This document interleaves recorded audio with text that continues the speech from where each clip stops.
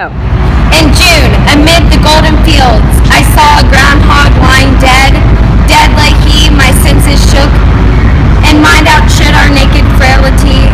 There lowly in the vigorous summer, his form began its senseless change, and made my senses waver dim. Seeing nature ferocious in him, inspecting close his maggot's might, and seething cauldron of his being. Half with loathing, half with strange love, I poked him with an angry stick. The fever arose, became a flame, and vigor circumscribed the skies. Amidst energy in the sun, and through my frame a sunless trembling. My stick had done nor good nor harm. Then stood I silent in the day, watching the object as before, and kept my reverence for knowledge. Trying for control to be still, to quell the passion of the blood, until I had bent down on my knees, praying for joy in the sight of decay. And so I left, and I returned. In autumn strict of eye to see the sap gone out of the groundhog, but the bony, sodden hook remained. But the year had lost its meaning, and in intellectual chains I lost both love and loathing. Murred up in the well of wisdom, another summer took the fields again, massive, burning, full of life. But when I chanced upon the spot, there was only a little hair left, and bones bleaching in the sunlight. Beautiful as architecture, I watched them like geometer, and cut a walking stick from the birch. It has been 3 years now. There is no sign of the groundhog. I stood there in the whirling summer. My hand capped a withered heart, and thought of China, and of Greece, of Alexander and his tent, of Montaigne and his tower, of St. Teresa and her wild land. CRD Analysis of the Groundhog by Richard Eberhardt. What does this poem say? The speaker, an unnamed man who experiences death, decay, and a loss of innocence through the observation of a dead groundhog, is represented in the poem through the use of the pronoun I, and also of the way he describes his emotional state of mind while observing this groundhog. Highlighted in yellow is, at the beginning, the naked frailty resembles his initial state of mind, at least when he first observes it, his more chaotic sense of what is happening in front of him.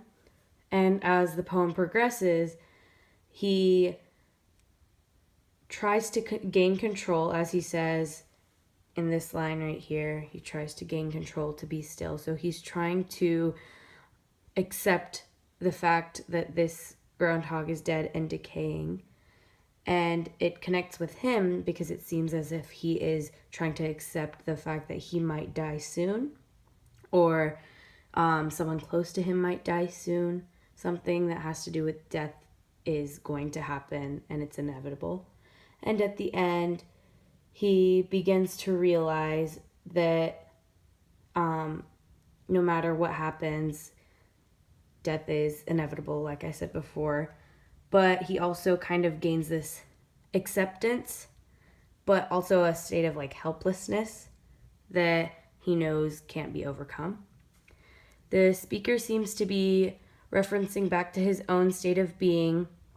So every time he discusses the physical state of the groundhog, like when he says he poked the groundhog with an angry stick, it kind of expresses his anger towards this situation.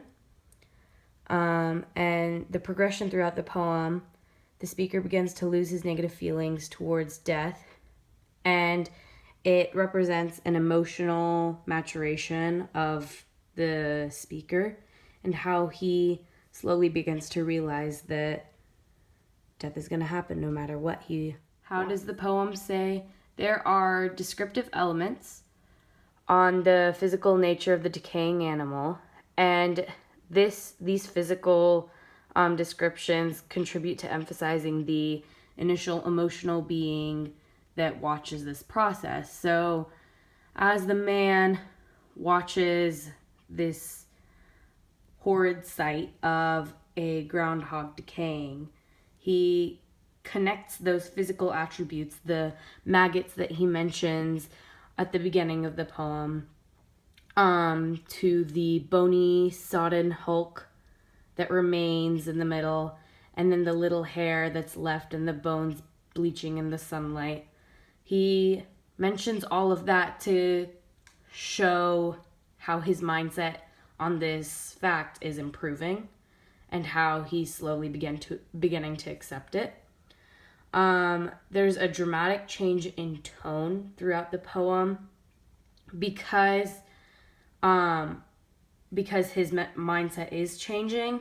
He becomes less angry, less sad, less emotional, and he becomes more indifferent, more calm, more helpless in a way, and not in a horrible way, in a way that kind of keeps his mind calm and keeps him stable.